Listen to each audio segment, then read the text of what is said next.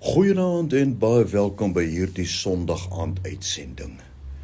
Kom ons gesels so bietjie oor kragtige gebed. Een van die dinge waarmee die Heilige Gees ons altyd wil help, kan help, as ons hom net toelaat om ons te help. Gedurende die 1500s is Skotland deur godsdienstige verdeeldheid geweldig geskit. Mary, die koningin van Skotland, het daarop aangedring om Katolicisme op die hele land af te dwing. Maar sy het geweldige teenkanting van hervormers ervaar. En een van hierdie hervormers was John Knox. Mettertyd het hierdie hervormer stadig maar seker die oorhand begin kry. En daar word gesê dat koningin Mary die volgende opmerking gemaak het ten opsigte hiervan.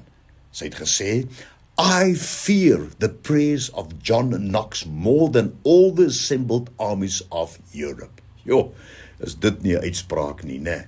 Hierdie man John Knox was 'n kragtige prediker, maar dit was sy kragtige gebede wat selfs sy vyande gevrees en gerespekteer het. En voor Knox se dood is die stryd vir godsdienstvryheid gewen in Skotland en koningin Mary is uit haar magsposisie verwyder. En hoor bietjie wat sê Jakobus 5 vers 17 tot 18. Elia was 'n mens net soos ons en hy het ernstig gebid dat dit nie moes reën nie. En dit het op die aarde 3,5 jaar lank nie gereën nie. En toe het hy weer gebid en die hemel het reën gegee en die aarde het sy vrug laat uitspruit. Jy weet, daar is baie goeie en belangrike dinge wat ons kan doen en wat ons behoort te doen. Maar daar is niks meer belangriker as vurige, ywerige, konsekwente gebed nie. Gebed neem ons verder as wat ons kan bereik en dit open die deur vir die krag, die wysheid en die rykdom uit die hand van God vir ons. Dit is 'n absolute voorreg om in die teenwoordigheid van die Here in te beweeg en dan om daar in sy teenwoordigheid ons behoeftes aan hom, ons liefdevolle Vader neer te lê. Moet nooit toelaat dat jou besige lewe en jou selfvertroue om alles self te kan doen, jou keer om te bid soos jy behoort te bid nie. Want daar is geen plaasvervangers vir gebed nie.